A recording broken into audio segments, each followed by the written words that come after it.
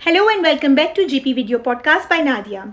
As you guys know that I have been carrying forward different topics I'll do just a couple of video podcasts on them initially and then I'll go on to another topic so that you guys don't become bored. So as you know that I've been carrying forward the screening procedures, I've been carrying forward the autism spectrum disorder, but today I'm going to start another very important topic which is called stroke or cerebrovascular accident. I'll again do a couple of podcasts on this and then I'll come back to that after I jump back to my previous topics and then carry them forward as well. So what is a stroke? Stroke is the second most common cause of death in Western world. Most of the strokes are thrombotic or embolic or ischemic in origin, while 15 to 20% are hemorrhagic. What is a ischemic stroke? What is a hemorrhagic stroke? I'll tell you all about it. So what is a stroke, first of all? A stroke is a focal neurological deficit lasting longer than 24 hours caused by either brain bleeding in the brain, or infarction or ischemia. Okay. A stroke or a TIA must be considered a medical emergency. So number one is a stroke. So a stroke is any focal neurological deficits, like let's say any of the limbs paralyzed or not only paralysis, but even slight weakness in any of the limbs, or any speech deficit or any vision deficit or any kind of neurological deficit that lasts more than 24 hours is known as a stroke. Usually there are multiple deficits, but even if it's like one deficit which is lasting for more than 24 hours is called as a stroke. TIA, on the other hand, which is transient ischemic attack or transient cerebral ischemic attack, is a transient episode of neurological dysfunction caused by focal brain, spinal cord or retinal ischemia without infarction. And it actually resolves within 24 hours.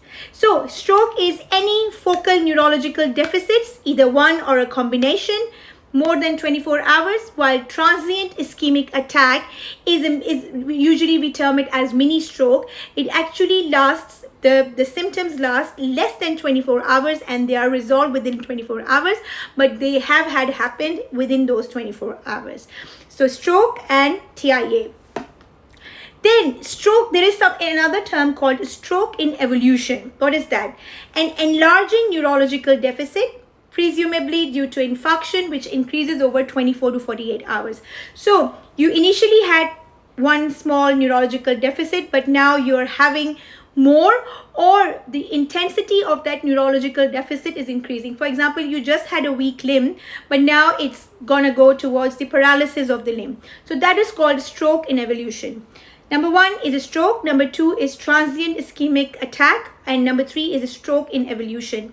And what is the stroke and all of that? The stroke is any neurological deficit caused by bleeding of the arteries in the brain, or there is a clot that has clogged the artery and the part of the brain has died. Because of that, that is called thrombotic or infarction, or let's say it is called ischemic hemorrhage, ischemic stroke. While the other one is just the bleeding of the arteries. Okay, so that happens in the brain. The other one is there is a clot, and because of that there is decreased blood supply to the part of the brain, and that part of the brain has died.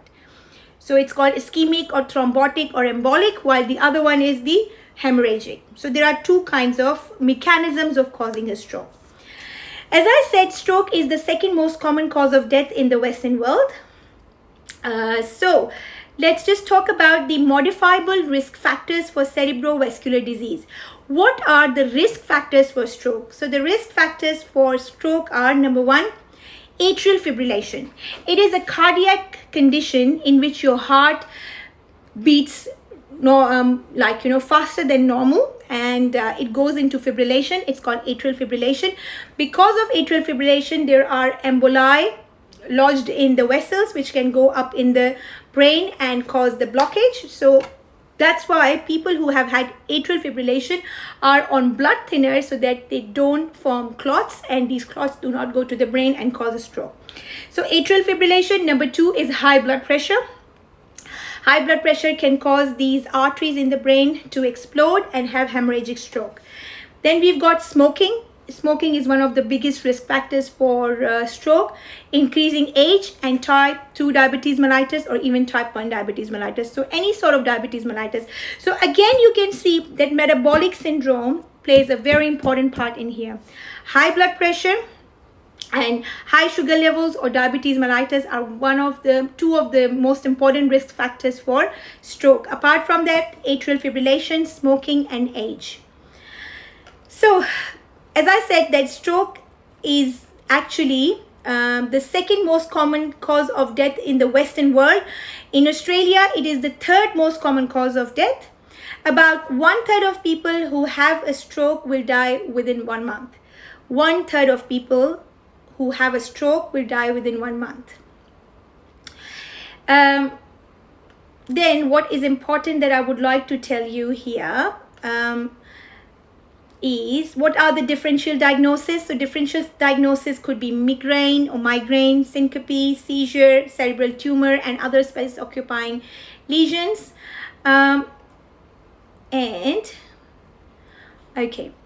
So now if we talk about management, the development of an acute stroke or TIA is a medical emergency, and admission to a stroke unit is advised as soon as possible. Care in a stroke unit gives the greatest chance of independent survival. So whenever there is a neurological deficit, which I will actually come upon what is a neurological deficit as well, because we can always, confuse it. What do you call? How do you know that you are developing a stroke? How do you know that you're developing a TIA? And I will come back to that in my next video podcast because it's already 7 minutes. Talk to you later.